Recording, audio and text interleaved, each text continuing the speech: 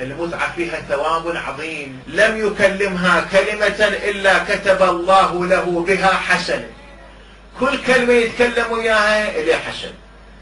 ولم يمد يده إليها إلا كتب الله له حسنة. فإذا دنا منها، يعني إذا جامعها، فإذا دنا منها غفر الله له بذلك ذنبا.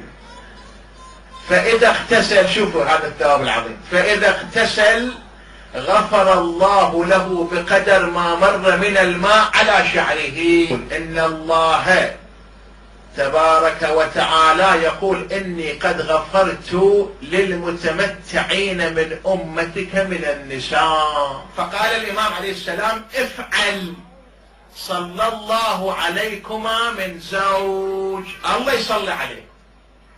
هذا الثواب المتعة.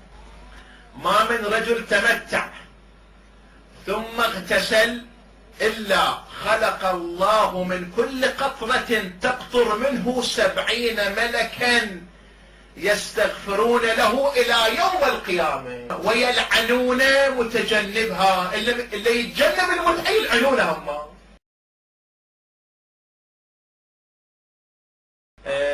سؤال ثالث: هل ترضون أو يرضى سماحة العلماء أن يزوجوا بناتهم متعة؟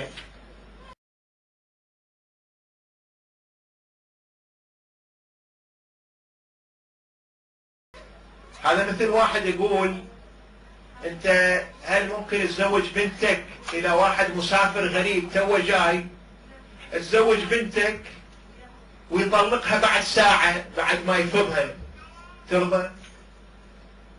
فنفس الجواب بكون نفسه. واضح؟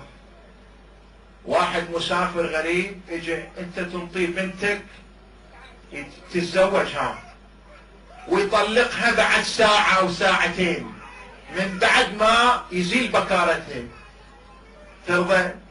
وبكون نفس الجواب.